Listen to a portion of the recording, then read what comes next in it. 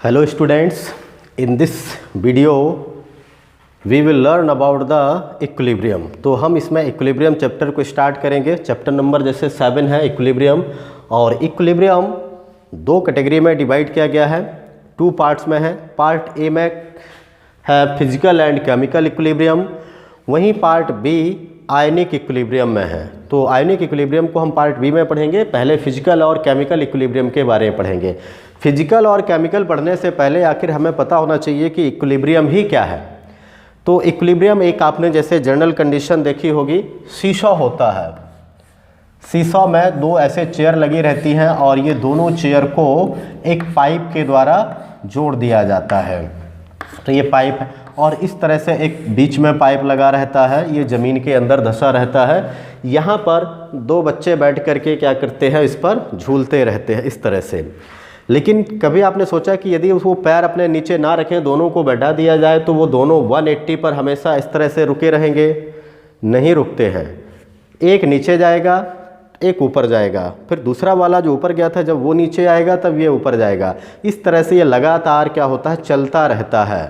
तो जहाँ पर मतलब रिएक्शन क्या हो, देखिए पहले इधर गया फिर ये नीचे आया, इसी तरह से ये, तो एक मतलब ऊपर जा रहा फिर नीचे, फिर ऊपर फिर नीचे, मतलब दोनों डायरेक्शन में ही यहाँ पर रिएक्शन चल रही है। तो इक्विलिब्रियम का भी यही है कि जहाँ पर मतलब रिएक्शन क्या हो, दोनों स्टेट में चलती हो, लेकिन चलने के बाद ये रुकती ना हो कि कुछ समय के बाद रिएक्शन बंद हो गई तो वो इक्विलिब्रियम कहलाएगी। वो रिएक्शन इक्विलिब्रियम नहीं है। हमेशा जो कंटिन्यू चलती रहे, मीन्स डायनेमिक नेचर का रहे, ऐसे रिएक्शन को ही हम क्या बोलते हैं, इक्विलिब्रियम बोलते हैं। जैसे आप सोचें कि हम पेपर को आपने बर्न कर दिया, पेपर जला दिया, तो पेपर जलाने से क्या होगा, जल जाएगा। ऐसा तो है नहीं है कि दोबारा आपने उसके स्मोक को कंडेंस कर दिया तो फिर पेपर बन जाए। इस तरह से पेपर बर्न होता रहे, धुआं बनता रहे, फिर धुएं से फिर पेपर बनता रहे, तो ये साइक्लिक नहीं होगा, तो वो इक्विलिब्रियम नहीं है। अधिकतर रिएक्शंस तो हमारी डेली लाइफ में क्या होती हैं, यूनी डायरेक्शनल नेचर में होता है, मतलब सिंगल डायरेक्शन में चलती हैं, रिवर्स नहीं होती हैं। लेकिन कुछ रिएक्शंस ऐसी हैं जो दोनों मतलब डायरेक्शन में चलती हैं और हमेशा ही कंटिन्यू रहती हैं। आप जैसे देखें, यदि एक आप कंटेनर ले लें, इसमें वाटर भर दें, इसको पूरा ढक दें, क्योंकि यदि आप नहीं ढकते हैं तो क्या होगा, आपने इसको गर्म किया, अभी आपने इसको ओपन कर दिया मान लीजिए, तो वाटर क्या बन जाएगा, वेपर बन जाएगा। गर्म करने पर, टेम्परेचर यहाँ पर बढ़ाने पर, और लगातार ये वेपर बन के बाहर निकलता रहेगा, यहाँ कंडेंसेशन नहीं होगा। लेकिन यदि आप इसी को बंद कर देते हैं तो क्या होगा, यहाँ से वेपर बनेगा और ये वेपर दोबारा से, मतलब एक तरफ से वेपर बनता जाएगा और वहीं दूसरी तरफ से वेपर कंडेंस होकर के नीचे आता जाएगा। लेकिन जब आप शुरू में उसको गर्म करेंगे तो शुरू में ही कंडेंसेशन नहीं होता है, पहले सिर्फ इवापोरेट होता है। जब एक निश्चित समय तक यहाँ पर वेपर बनती रहेगी, जब काफ़ी ज़्यादा वेपर हो जाएगी कि अब वो और होल्ड नहीं कर सकता वहाँ पर वेपर को, इसके बाद फिर क्या होगा, कंडेंसेशन भी स्टार्ट हो जाएगा। तो एक तरफ से, और इस कुछ समय के बाद मतलब आपको वहाँ पर दोनों प्रोसेस एक साथ देखने को मिलेंगी, इवापोरेशन भी देखने को मिलेगा, कंडेंसेशन भी देखने को मिलेगा, और ये कंटिन्यू चलता ही रहेगा जब तक आप इसको टेम्परेचर मेंटेन किए रहेंगे। ये रिएक्शन लगातार क्या होगी, चलती रहेगी। इसका मतलब है कि डायनेमिक नेचर का हो गया।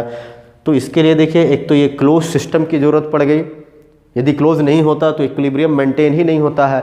तो उसी कंडीशन को, जहाँ पर ये देखिए rate of evaporation is equal to the rate of condensation, उस कंडीशन को ही हम क्या बोलते हैं, इक्विलिब्रियम बोलते हैं। और ये हमेशा लगातार चलता रहेगा, बंद नहीं होगा। जब तक हम एक्सटर्नल फैक्टर्स को अफेक्ट नहीं करेंगे तब तक ये लगातार प्रोसीड होता रहता है। इसका मतलब है कि इक्विलिब्रियम कंडीशन को हम एक्सटर्नल फैक्टर्स के द्वारा भी कंट्रोल कर सकते हैं, मेंटेन कर सकते हैं, उसको डिस्टर्ब कर सकते हैं। तो ऐसे आपके डेली लाइफ में भी बहुत सारी रिएक्शंस होती हैं जहां पर इक्विलिब्रियम मेंटेन करना ज़रूरी है, और इसके साथ साथ आपको भी इक्विलिब्रियम मेंटेन करके चलना पड़ता है। हम अपनी डेली लाइफ को भी इक्विलिब्रियम में रखेंगे, क्योंकि हमें नेचर के साथ एक सामंजस्य बना करके चलना पड़ता है। नेचर के साथ यदि आपको चलना है तो उसके साथ इक्विलिब्रियम में रहना पड़ेगा, ताकि आप भी चलते रहें, नेचर भी चलता रहे। हम इस तरह से नहीं हो सकता है कि सिर्फ हम चलते रहें, नेचर ना चले, ये तो हमारा इक्विलिब्रियम डिस्टर्ब हो जाएगा और ऐसे में हम भी डिस्टर्ब हो सकते हैं। तो हमें नेचर के साथ भी इक्विलिब्रियम को मेंटेन करने की ज़रूरत है ताकि दोनों डायनेमिक में रहें, मतलब दोनों हमेशा आगे चलते रहें, बढ़ते रहें और हम लोग स्टॉप भी ना हो, रुकें भी ना। तो ये इक्विलिब्रियम, देखिए इक्विलिब्रियम को अब हम डिफाइन कैसे कर सकते हैं। तो ये वो एक स्टेट होती है जहाँ पर कंसंट्रेशन किसी रिएक्टेंट का या प्रोडक्ट का इस कंडीशन पर चेंज नहीं होता है। ठीक है, मतलब जैसे यहाँ पर मान लीजिए कि हमने दो रिएक्टेंट लिया, दोनों आपस में मिलाने के बाद कुछ समय के बाद इक्विलिब्रियम में आ गए, तो क्या होगा, वहाँ कंसंट्रेशन जो है, जिस कंसंट्रेशन पर इक्विलिब्रियम मेंटेन हुआ है, वो दोनों कंसंट्रेशन वहाँ पर फिक्स हो जाते हैं, वो चेंज नहीं करते हैं। और यदि आप उसको चेंज करते हैं तो इक्विलिब्रियम डिसबैलेंस हो जाएगा, इक्विलिब्रियम डिस्टर्ब हो जाएगा। तो ऐसी कंडीशन जहाँ रिएक्टेंट और प्रोडक्ट का कंसंट्रेशन चेंज ना होता हो, एक मतलब फिक्स हो जाता है, उसे हम उस स्टेट को इक्विलिब्रियम बोलते हैं। या फिर जहाँ पर rate of forward reaction becomes equal to the rate of backward reaction. मान लीजिए कि दो डायरेक्शन में रिएक्शन चल रही है, कोई फॉरवर्ड बैकवर्ड, दोनों डायरेक्शन में एक साथ कंटिन्यू चलती रहे बिना रुके, उस स्टेट को हम इक्विलिब्रियम बोलते हैं। तो देखिए इस तरह से डिफाइन करेंगे। तो equilibrium is defined as, equilibrium is the state at which the concentration of reactants and products do not change with time. ये टाइम के साथ चेंज नहीं होते हैं, कंसंट्रेशन रिएक्टेंट या प्रोडक्ट का कांस्टेंट रहता है। उस कंडीशन को हम, रिएक्शन की उस कंडीशन को क्या बोलते हैं, इक्विलिब्रियम बोला जाता है। लेकिन यहाँ पर रिएक्शन हमेशा डायनेमिक नेचर का रहेगा, मीन्स कंटिन्यूस चलता रहेगा। और ये जरूरी नहीं है कि यहाँ पर रिएक्टेंट और प्रोडक्ट का कंसंट्रेशन इक्वल हो इक्विलिब्रियम पर। तो इक्विलिब्रियम में मतलब कंसंट्रेशन इक्वल नहीं है, कहीं पर भी बन सकता है। हो सकता है कि रिएक्टेंट बहुत ज़्यादा हो, प्रोडक्ट कम ही बने और इक्विलिब्रियम मेंटेन हो जाए, मतलब दोनों साइड में रिएक्शन बराबर चलती रहे, कांस्टेंट हो जाए। फर्दर ना तो रिएक्टेंट प्रोडक्ट तो बन रहा है, लेकिन साथ में प्रोडक्ट भी किसका फॉर्मेशन करना स्टार्ट कर देगा, उसी रेट से रिएक्टेंट का। तो ऐसे में प्रोडक्ट और रिएक्टेंट का कंसंट्रेशन कांस्टेंट हो जाएगा। 50-50 भी हो सकता है, मतलब रिएक्टेंट और प्रोडक्ट का कंसंट्रेशन 20-70 भी हो सकता है, 10-90 भी हो सकता है, 5-95 भी हो सकता है, 95 और 5 भी हो सकता है। कोई भी मतलब जो है रेशियो में रिएक्टेंट प्रोडक्ट का कंसंट्रेशन हो सकते, लेकिन वो वहाँ पर अब कांस्टेंट रहेंगे, मतलब वो चेंज नहीं होंगे टाइम के साथ, लेकिन रिएक्शन लगातार चलती रहेगी। और this state can be recognised by the, मतलब जो इक्विलिब्रियम स्टेट है can be recognised by the constancy of certain measurable properties, जैसे pressure, density, colour, concentration, ETC। ये चेंज नहीं होंगे, ये वहाँ पर मतलब एक फिक्स हो जाते हैं मेजरेबल प्रॉपर्टी, जैसे प्रेशर है, डेंसिटी, कलर, कंसंट्रेशन, या जो अदर प्रॉपर्टीज़ हैं वो फिक्स रहेंगी। यदि मान लीजिए कोई कंपाउंड कलर्ड है तो इजीली हम डिटेक्ट कर पाते हैं। यदि कलर चेंज हो रहा मतलब जो है इक्विलिब्रियम जो है डिस्टर्ब हो गया। यदि कलर कांस्टेंट बना हुआ है इसका मतलब है कि रिएक्शन और चल रही है, इक्विलिब्रियम में है।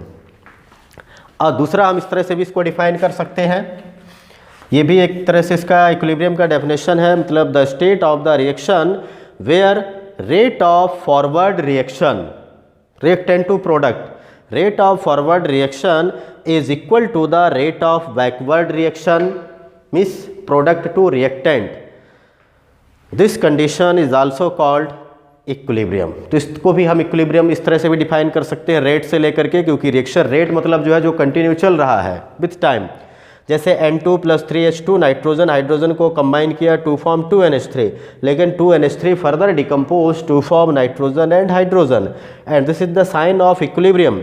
ये रिवर्सिबल जो हम साइन दिखाते हैं इस तरीके से, एक ये फॉरवर्ड और ये हो गया बैकवर्ड, तो इस तरह से हम इसको इक्विलिब्रियम का सिंबल जो है ये बना करके दिखाते हैं रिएक्टेंट और प्रोडक्ट के बीच में। Rate of forward reaction is equal to the rate of backward reaction. इस कंडीशन पर इक्विलिब्रियम मेंटेन होता है, लेकिन कंसंट्रेशन इतना याद रखिएगा कि यहाँ पर ये नहीं लिख सकते हैं कि 50-50% इस समय पर दोनों, मतलब दोनों का कंसंट्रेशन इक्वल हो जाएगा। इक्वल कंडीशन नहीं भी हो सकती है और हो भी सकती है। तो इसके बाद है कि जो इक्विलिब्रियम होते हैं दे आर ऑफ 2 टाइप्स, एक होते हैं फिजिकल इक्विलिब्रियम, दूसरे केमिकल इक्विलिब्रियम। तो सबसे पहले physical equilibrium means the when equilibrium set up in physical process.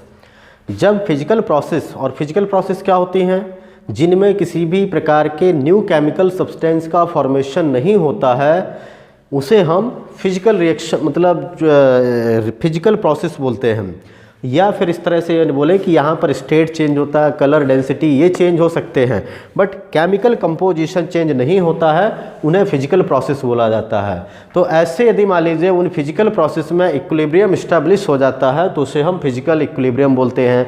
अब जनरली आपने ये पढ़ा है कि जो स्टेट होती है वो 3 टाइप्स की होती हैं, सॉलिड, लिक्विड और गैस। तो यदि हम इसी के टाइप के बारे में देखें, यदि इसके एग्जाम्पल में फिजिकल इक्विलिब्रियम में, तो एक जैसे हो सकता है क्या, solid liquid equilibrium. Solid liquid equilibrium means solid होगा, लिक्विड होगा और दोनों में यदि इक्विलिब्रियम सेटअप हो जाए तो उसे हम क्या बोलेंगे, सॉलिड लिक्विड इक्विलिब्रियम। जैसे कि वाटर होता है, लिक्विड होता है, उसको यदि हम फ्रीज कर दें तो आइस में कन्वर्ट हो जाएगा, या आइस को मेल्ट कर दें तो वह वाटर में कन्वर्ट हो जाएगी। तो जैसे आइस ले लिया, केमिकल फार्मूला तो सेम ही होगा H2O, लेकिन किस फॉर्म में है ये, आइस मीन्स सॉलिड है। ये हो गया यहाँ पर H2O, ये वाटर है जो कि एक लिक्विड स्टेट में है। तो सॉलिड और लिक्विड के बीच में यदि इक्विलिब्रियम बन गया तो सॉलिड लिक्विड इक्विलिब्रियम। आप जैसे आइस को है 273 केल्विन पर किसी थर्मोफ्लास्क में रख दें। थर्मोफ्लास्क मतलब जो इंसुलेटेड हो, बाहर से कोई हीट अंदर ना जाती हो, अंदर से कोई हीट बाहर ना जाती हो, ना ही कोई मैटर एक्सचेंज होता है। मीन्स वाटर वहाँ पर कांस्टेंट रहेगा, आइस कांस्टेंट रहेगी, कोई फिक्स है, तो कोई चेंज देखने को नहीं मिलेगा। आइस है तो आइस ही रहेगा। बट लेकिन यदि हम मॉलिक्यूलर लेवल पर उसको देखेंगे तो ये पाएंगे कि कुछ आइस के मॉलिक्यूल किस में चेंज हो रहे हैं, वाटर में, और वहीं कुछ वाटर मॉलिक्यूल किस में चेंज होते हुए दिख रहे हैं, आइस के रूप में। तो इस तरह से ये लगातार चलता ही रहेगा, और जब इस तरह से चलता रहेगा तो इस कंडीशन पर क्या होगा, जो रेट है किसकी, रेट ऑफ आइस से वाटर कन्वर्ट होने की, मीन्स प्रोसेस को क्या बोलते हैं, melting. Rate of melting is equal to rate of freezing. ऐसी कंडीशन पर क्या होगा, मेल्टिंग और फ्रीजिंग की जो रेट है वो दोनों इक्वल होती हैं इक्विलिब्रियम पर। तो जहाँ जिस कंडीशन पर ये दोनों इक्वल हो जाएं उसे हम क्या बोलेंगे कि इक्विलिब्रियम कंडीशन हो गई है। तो ये कहलाएगा सॉलिड लिक्विड इक्विलिब्रियम। एक सॉलिड है और दूसरा लिक्विड है। इसी तरह से दूसरा हो सकता है लिक्विड गैस इक्विलिब्रियम। तो लिक्विड गैस इक्विलिब्रियम में जैसे वाटर लिया, लिक्विड फॉर्म में है, इसको आप किसी क्लोज कंटेनर, क्योंकि यदि ओपन कंटेनर लेंगे तो इक्विलिब्रियम मेंटेन नहीं होगा, ऐसी कंडीशन में क्लोज कंटेनर में रख देंगे, उसको गर्म करेंगे तो वेपर बनेगा, और एक निश्चित समय तक ही वेपर बनेगा। इसके बाद वेपर तो बनना स्टार्ट रहेगा, लेकिन वेपर भी कंडेंस होकर के किसमें कन्वर्ट होने लग जाएगी, लिक्विड में। तो उस कंडीशन को हम क्या बोलते हैं, जहाँ पर दोनों rate of evaporation is equal to rate of condensation हो जाएगा, उसे हम क्या बोलेंगे, रेट ऑफ इवापोरेशन इस इक्विलिब्रियम पर becomes equal to rate of condensation. तो इक्विलिब्रियम पर ये दोनों क्या हो जाएंगे, इक्वल हो जाएंगे। इवापोरेशन की रेट और कंडेंसेशन की रेट इक्वल हो जाता है। और इसी पर जो हम पिछले चैप्टर में ये वेपर और पिछले वो स्टेट ऑफ मैटर में वेपर प्रेशर के बारे में पढ़ा हुआ था, तो वही प्रेशर यहाँ पर, the pressure exerted by the vapours in equilibrium with the liquid. मतलब जैसे ये कंटेनर है, जो वेपर प्रेशर हम डिफाइन करते हैं, यहाँ तक आपने वाटर लिया और ये क्लोज कंटेनर है, यहाँ पर क्या हुआ है, ये वेपर्स हैं। तो वेपर के द्वारा जो प्रेशर एक्सर्ट किया जाता है, means the pressure exerted by the vapours in equilibrium with the liquid, वह किसके जब इक्विलिब्रियम में हो, लिक्विड के इक्विलिब्रियम में हो, मीन्स यहाँ पर ये इवापोरेशन का रेट और ये कंडेंसेशन का रेट दोनों यहाँ पर इक्वल होती हैं। तो pressure exerted by the vapour in equilibrium with the liquid at a particular temperature is called equilibrium vapour pressure, या simply vapour pressure of the liquid, उसे हम उस लिक्विड का वेपर प्रेशर बोलते हैं। तो इजली इनको जैसे हम ये कैलकुलेट कर पाते हैं, देख पाते हैं कि rate of evaporation rate of condensation के बराबर है या नहीं है।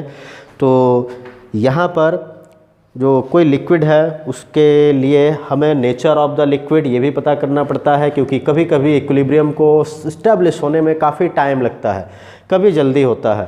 तो ये डिपेंड करता है किस पर, नेचर ऑफ द लिक्विड पर, अमाउंट ऑफ द लिक्विड पर, टेम्परेचर पर, मतलब जो एक्सटर्नल कंडीशन है उन पर भी ये क्या करता है, डिपेंड रहता है कि इक्विलिब्रियम कंडीशन मेंटेन होगी या नहीं। और जैसे कंटेनर कैसा चाहिए, इसके लिए क्लोज कंटेनर की ज़रूरत पड़ती है हमें इक्विलिब्रियम मेंटेन करने के लिए। Means it is not possible to attain equilibrium in an open system. Open system में इक्विलिब्रियम मेंटेन नहीं होता है।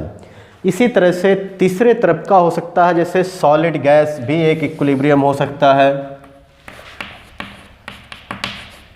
क्योंकि सॉलिड भी डायरेक्ट किस में कन्वर्ट हो जाता है, गैस में, और उस प्रोसेस को हम बोलते हैं sublimation. Sublimation is the process where a solid directly convert into a gas without attaining the liquid state. बिना लिक्विड स्टेट को अटेन किए हुए यदि कोई सॉलिड डायरेक्ट गैस में कन्वर्ट होता है या कोई गैस डायरेक्ट सॉलिड में कन्वर्ट होती है, उससे हम उस प्रोसेस को सब्लिमेशन बोलते हैं।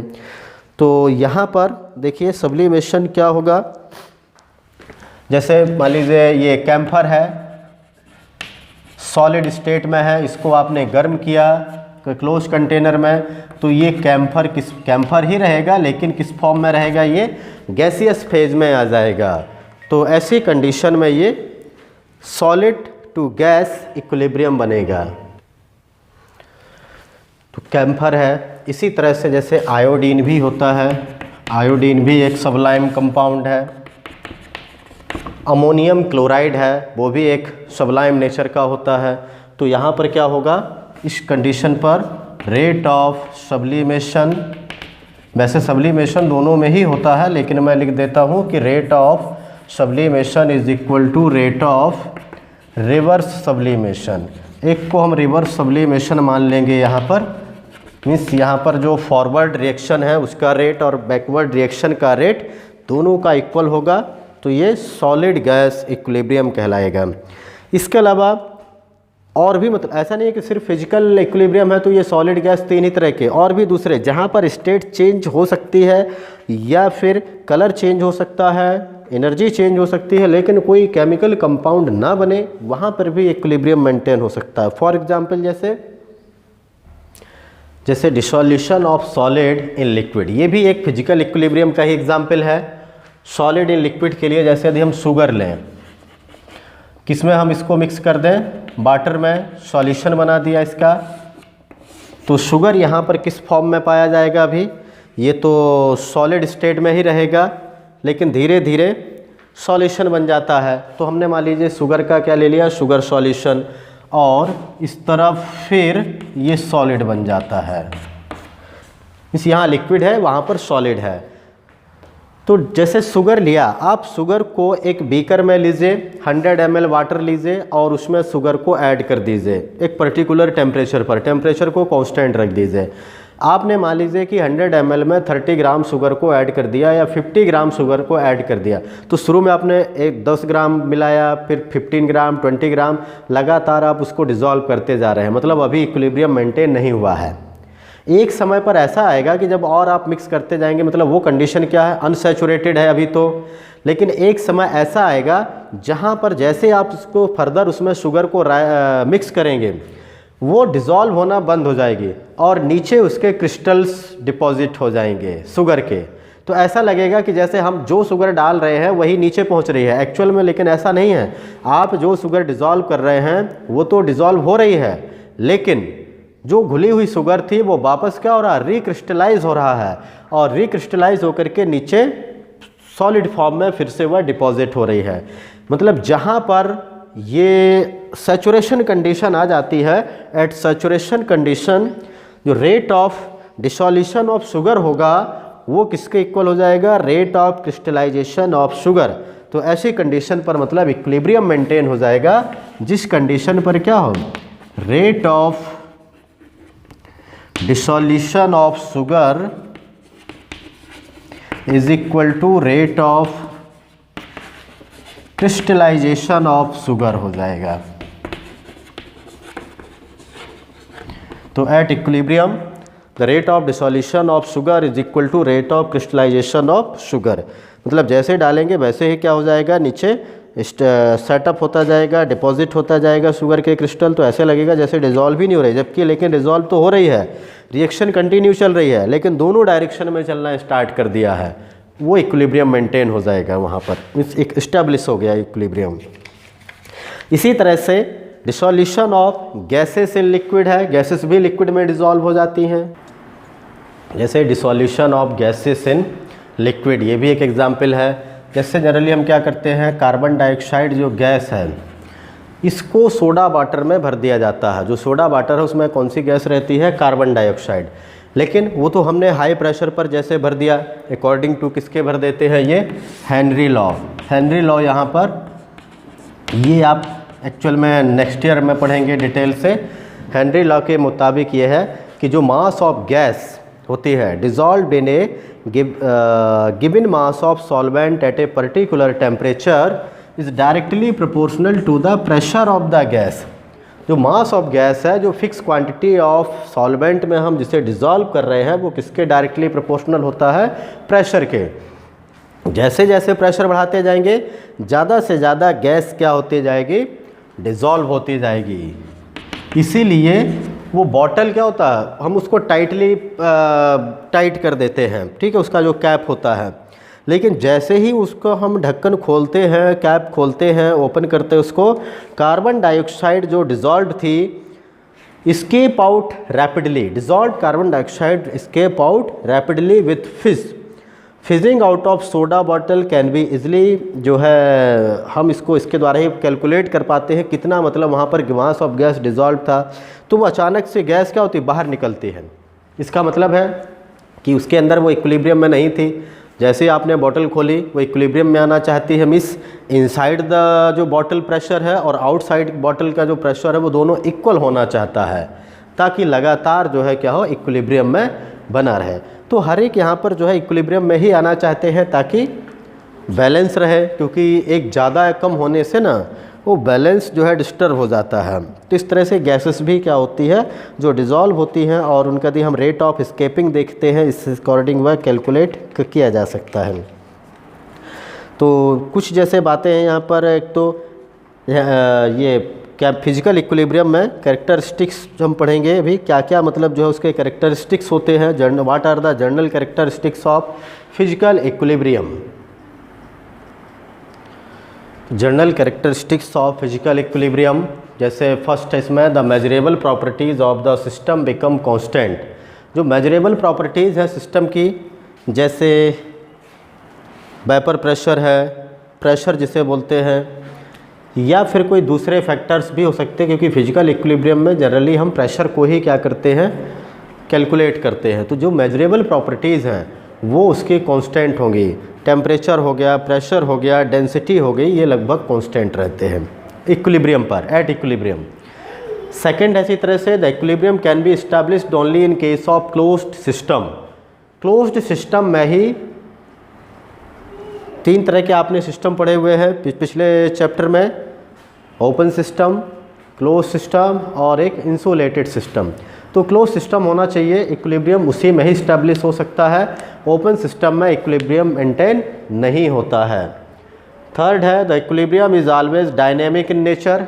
ये हमेशा कंटिन्यूस चलता रहता है, कभी ये रुकता नहीं है। यदि रुक गया तो वो इक्विलिब्रियम नहीं कहलाएगा। यहाँ हमेशा मोशन में ही रहती है रिएक्शन, मतलब वो चलती ही रहती हैं। और इसी वजह से यहाँ पर जो है रेट दोनों साइड का, फॉरवर्ड रिएक्शन का और बैकवर्ड रिएक्शन का होता है, इक्वल पाया जाता है। फोर्थ इसका कैरेक्टरिस्टिक्स है कि जो मैग्नीट्यूड है ऑफ इक्विलिब्रियम कांस्टेंट, ये थोड़ा आगे पढ़ेंगे इक्विलिब्रियम कांस्टेंट कैसे कैलकुलेट करते हैं। जनरली प्रेशर या कंसंट्रेशन इन्हीं टर्म्स का यूज करते हैं फाइंड करने के लिए। तो जो मैग्नीट्यूड ऑफ इक्विलिब्रियम कांस्टेंट है, it gives an indication of the extent to which the reaction proceeds before acquiring equilibrium. Equilibrium maintain होने से पहले किस एक्सटेंट तक रिएक्शन प्रोसीड हो चुकी है, मतलब जब रिएक्टेंट 10% कंज्यूम हो गया तब इक्विलिब्रियम मेंटेन हुआ, कि 80% कंज्यूम होने के बाद इक्विलिब्रियम मेंटेन हुआ, कि 50% कंज्यूम होने के बाद इक्विलिब्रियम मेंटेन हुआ, तो कोई भी अलग अलग इस तरह से हम फाइंड कैलकुलेट इसको कर सकते हैं। तो ये है general characteristics of physical equilibrium. इसके बाद हम इक्विलिब्रियम को केमिकल इक्विलिब्रियम में भी पढ़ते हैं, क्योंकि अभी था फिजिकल रिएक्शंस में, फिजिकल प्रोसेस में इक्विलिब्रियम। इसी तरह से इक्विलिब्रियम केमिकल प्रोसेस में भी एस्टैब्लिश हो सकता है, जिसे हम केमिकल इक्विलिब्रियम बोलते हैं। Chemical equilibrium means the equilibrium set up in chemical processes is called chemical equilibrium. यदि ये केमिकल रिएक्शन में यदि इस्टेब्लिश हुआ है इक्विलिब्रियम, तो उसे हम बोलेंगे केमिकल इक्विलिब्रियम।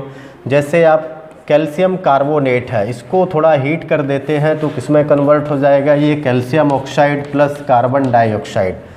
और वहीं यदि थोड़ा ठंडा होता है, ज़रा सा स्मॉल यदि फैक्टर हम चेंज करते हैं, तो फिर से ये कैल्शियम कार्बोनेट का फॉर्मेशन कर लेता है।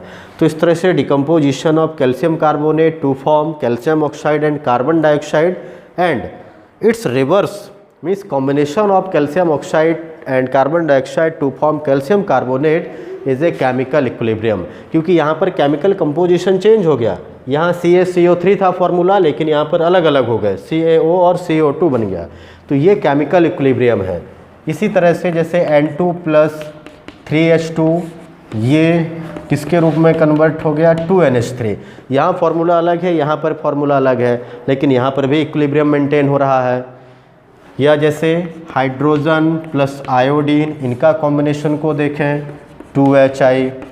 तो ये देखिए यहाँ पर केमिकल कंपोजिशन चेंज होता है। इस तरह की प्रोसेस को हम केमिकल रिएक्शन, वो केमिकल प्रोसेस बोलते हैं या केमिकल चेंज बोलते हैं।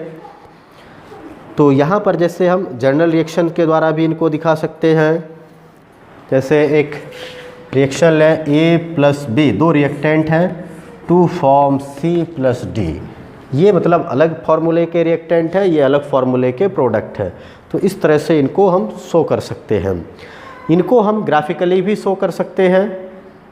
यदि हम रेट ऑफ रिएक्शन और टाइम के बीच में एक ग्राफ ड्रॉ करते हैं तो किस तरह से होगा ये ग्राफिकल रिप्रेजेंटेशन इक्विलिब्रियम का।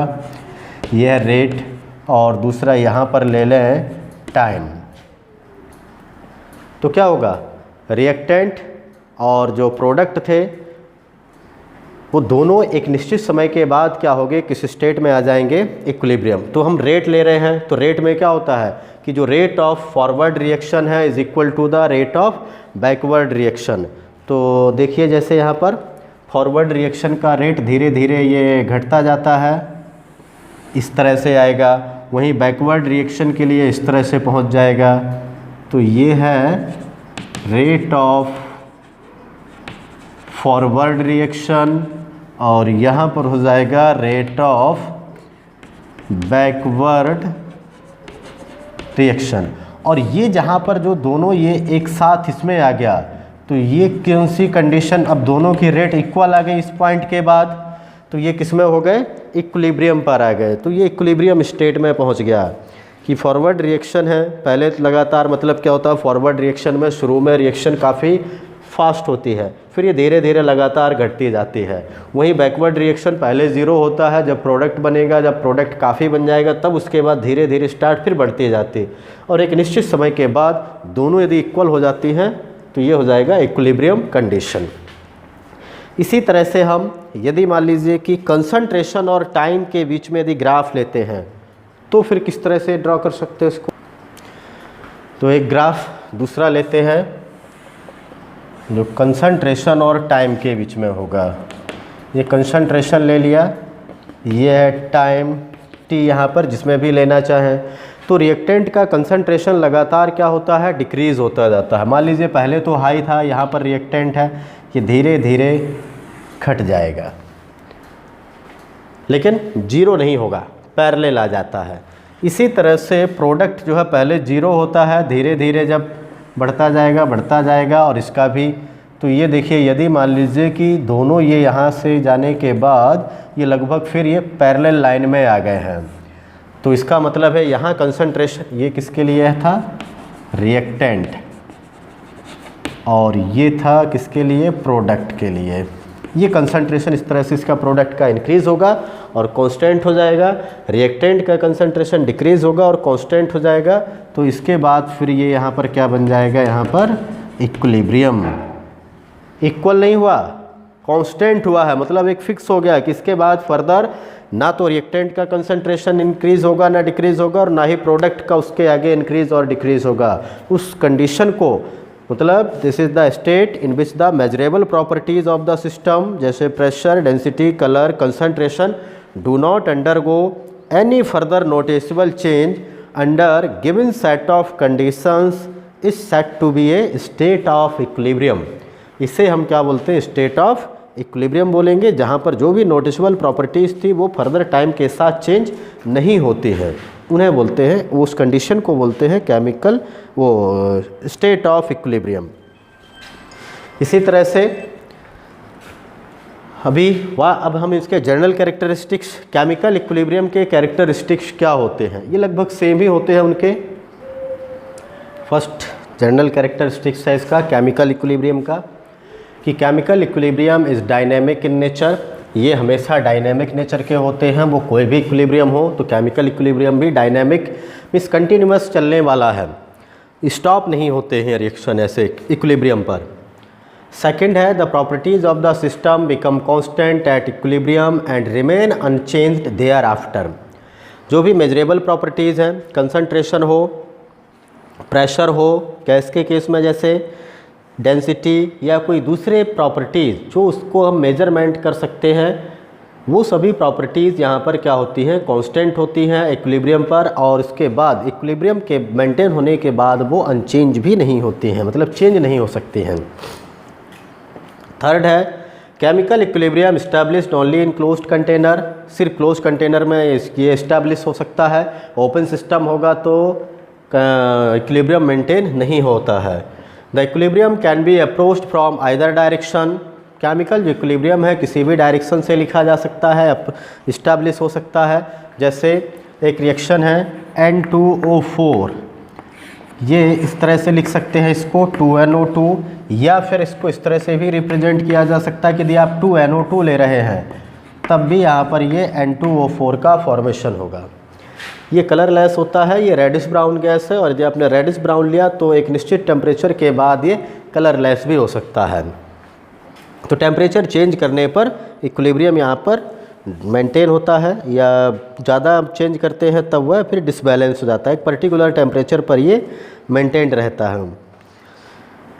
तो कहीं पर से भी लिखा जा सकता है, मतलब जो रिएक्टेंट था उसको हम प्रोडक्ट लिख सकते हैं, या जो प्रोडक्ट था उसको आप रिएक्टेंट के रूप में बना सकते हैं, किसी भी डायरेक्शन से इसे लिखा जा सकता है। फिफ्थ है a catalyst does not alter the equilibrium point. Catalyst के मिलाने से इक्विलिब्रियम का जो कंडीशन है, पॉइंट है, वो अल्टर नहीं होता है, वो चेंज नहीं होता है। क्यों नहीं चेंज होता है? बिकॉज कैटालिस्ट क्या काम करता है, पहले तो catalyst increase the rate of reaction. ये रेट ऑफ रिएक्शन को बढ़ाने का काम करता है without under going any chemical change itself, जबकि उसके खुद में कोई चेंज नहीं होता है, तो ऐसे सब्सटेंस कैटालिस्ट कहलाते हैं। अब ये इक्विलिब्रियम पॉइंट को चेंज क्यों नहीं करते हैं? Because they equally increase the rate of या speed of reaction in both directions. ये दोनों डायरेक्शंस में इक्वली इस रिएक्शन की स्पीड को इंक्रीज करते हैं। मीन्स यदि हमने फॉरवर्ड बढ़ाया तो ये इक्विलिब्रियम यदि रिएक्शन है, रिवर्सिबल रिएक्शन है, तो बैकवर्ड भी उसी स्पीड से बढ़ जाएगा जिस स्पीड से आप फॉरवर्ड बढ़ा रहे हैं। तो वही है कि रिवर्सिबल रिएक्शन में एक catalyst increases the rate of forward as well as backward reaction to the equal extent, therefore equilibrium point is not altered. इसीलिए इक्विलिब्रियम पॉइंट अल्टर्ड नहीं होता है। तो यही कारण है कि presence of catalyst does not change the equilibrium condition या इक्विलिब्रियम पॉइंट। तो ये था general characteristics of chemical equilibrium. और इसमें हम जैसे इसके आगे अभी लॉ ऑफ मास सेक्शन को भी पढ़ेंगे। लॉ ऑफ मास सेक्शन क्या होता है, क्यों मतलब जो है उसको इक्विलिब्रियम में ज़रूरी है पढ़ना। Law of mass section, this law was proposed by C.M. Goodberg and Peter वेस इन 1864। 1864 में इन दो नॉर्वेजियन साइंटिस्ट थे, ये नॉर्वेजियन केमिस्ट थे, गुडबर्ग एंड पीटर वेस, जिन्होंने इस रिलेशनशिप को दिया। एंड जो लॉ ऑफ मास एक्शन है, actual it is a quantitative relationship between the rate of reaction and the concentration of the reacting species. Reacting species के कंसंट्रेशन और रेट ऑफ रिएक्शन के बीच का क्वांटिटेटिव रिलेशनशिप है कि किस rate से यदि रिएक्शन होगी या कितना कंसंट्रेशन कंज्यूम होगा तो कितना रेट हो जाएगा, इनका एक क्वांटिटेटिव रिलेशनशिप को ही क्या बोला गया है, लॉ ऑफ मास एक्शन। तो law of mass action states that the rate of a chemical reaction is directly proportional to the product of the molar concentration, also called active mass, of the reactants at a constant temperature at any given time। Means जो rate of chemical reaction है वो किसके directly proportional होती है, product of the molar concentration of reactant. Reactant का molar concentration मतलब मोल पर litre, उसे हम एक्टिव मास भी बोलते हैं, वो रिएक्टेंट के डायरेक्टली उसके मोलर कंसंट्रेशन के प्रोडक्ट के डायरेक्टली प्रोपोर्शनल होता है। At a constant temperature, temperature constant होगा एट एनी गिवन टाइम। मतलब कंसीडर ए सिंपल रिएक्शन, यदि हम एक रिएक्शन लेते हैं दो रिएक्टेंट वाला A + B to form P, दो रिएक्टेंट हैं, प्रोडक्ट का फॉर्मेशन कर रहे हैं, तब according to law of mass action rate of reaction, मान लीजिए कि ये R के द्वारा डिनोट कर रहे हैं, rate of reaction is directly proportional to the molar concentration. Concentration is represented by capital letter, concentration of A into concentration of B। Product लेना है, यदि सिंगल है तब तो लेने की ज़रूरत नहीं है, लेकिन एक से ज़्यादा रिएक्टेंट है तो इनके प्रोडक्ट लेना पड़ेगा। Means R is equal to क्या हो जाएगा, K concentration of A concentration of B। तो ये हो जाएगा according to law of mass action. ये तो लेकिन तब है जब A और B 1 मोल है तो कोई दिक्कत नहीं है, A और B आ गया यहाँ पर। लेकिन यदि मान लीजिए कि रिएक्शन इस तरह से हो तब क्या होगा कि 2A + B to form P, या मान लीजिए कि 3P जो भी है, तब रेट इज इक्वल टू कितना हो जाएगा, K A⁴ B⁴ 1। मतलब जो यहाँ पर कॉफिशिएंट हैं वो किसके रूप में पहुँच जाएंगे, रेज्ड पावर के रूप में होंगे, उस रिएक्टेंट के कंसंट्रेशन का रेज्ड पावर हो जाएगा। जैसे मान लीजिए 2A लिखा है तो K A⁴ 2, यदि मान लीजिए कि 3 होता तो A⁴ 3 लिख देते। तो इस तरह से, और K is the rate constant, K यहाँ पर रेट कांस्टेंट है।